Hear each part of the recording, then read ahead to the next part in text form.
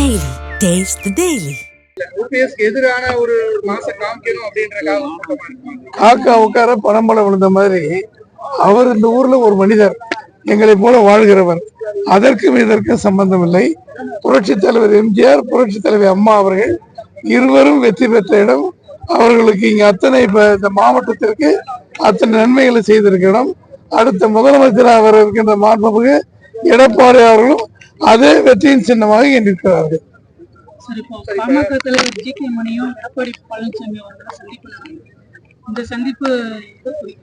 எதுக்கு போட்டிருக்கோம் சந்திச்சாங்கன்னா அவங்களே சொல்லிட்டாங்க.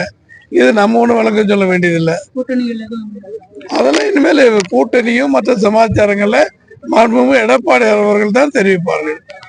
பேசிக்கிட்டு இருப்பாங்க. வியூங்களெல்லாம் வெளியே சொல்ல முடியாது.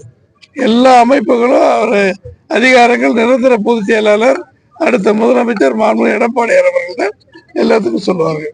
சார், ஓபிஎஸ் எந்தவித நிபந்தனையின்றி இணைய தயாரா இருக்கு அப்படின்னு ஒரு வார்த்தை சொல்றாரு.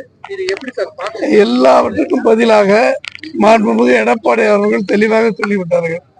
அதை பற்றி புதிதாக நாங்கள் சொல்லுவதற்கு ஒன்றுமில்லை.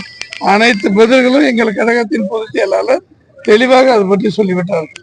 சார், இப்ப மத்திய அரசு மும்மொழி கொள்கையை ஏற்றுக்கொண்டா மட்டும்தான் தமிழகத்துக்கு 5000 கோடி ரூபாய் கொடுக்க முடியும் அப்படின்னு சொல்றாங்க. இது எத்தனை வகைய போக்கு சார்?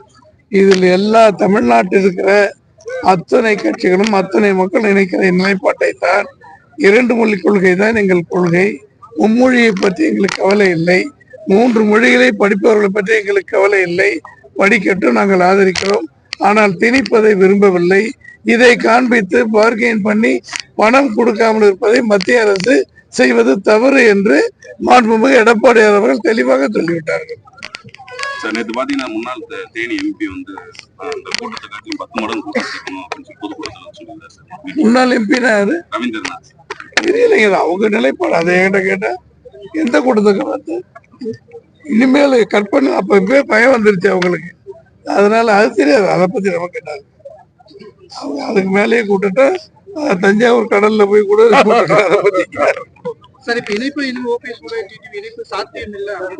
எங்க அதற்குரிய பதிலை அழகாக தெளிவாக எல்லாருக்கும் புரியும்படி மாண்புமிகு எடப்பாடி அவர்கள் எல்லாம் கூறிவிட்டார்கள். இனி ஏதாவது சொல்லுவதாக இருந்தால் அவர் தான் பதில் சொல்ல வேண்டும். அத்தனை பேரும் நாங்கள் சொல்லிவிட்டோம். அதை பற்றி இதுல இங்க விவாதிக்க வேண்டிய அவசியம் இல்லை.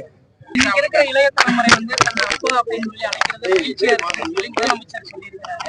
அதன் நீட்சியா தான் நேற்று பள்ளிக்கல்விக்கான பெற்றோர் கூட்டமைப்பு அப்பா அப்படின்ற ஒரு செயலி உருவாக்கி. இது எப்படி சார்? அம்மான்னு சொல்றது புரட்சி தலைவி ஜெயலலிதா அம்மாவுக்கு 100க்கு 100 பொருத்தமானது. எங்களை போன்றவர்களும் அம்மான்னு சொன்னான். என் மகனும் அம்மா சொன்னான், என் பேரனும் அம்மான்னு சொன்னான். முத்துவேல் திரு முத்துவேல் கருணாநிதி ஸ்டாலின் அவருடைய அப்பாவையும் அப்பான்னு சொன்னாங்க. அவருடைய மகன் திரு ஸ்டாலின் அவர் அப்பா சொல்றத அவர் நினைக்கிறாருன்னா அது என்ன நீங்களே புரிஞ்சுக்கங்க.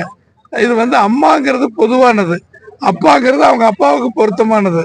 ஐயா கலைஞர் ஐயா அவர்களுக்கு இவரு அப்பா விரும்புறாருன்னா ஒரு கஷ்டப்பட்டு இந்த நாட்டுக்கு ஒரு உயிரை கொடுக்கிற ஒரு தந்தையுடைய பெயரை அவர் ஏன் விரும்புறாரு எங்களுக்கு தெரியல. பாதகம் செய்பவரை கண்டால் நாம் பயம் கொள்ளலாகாது பாப்பா.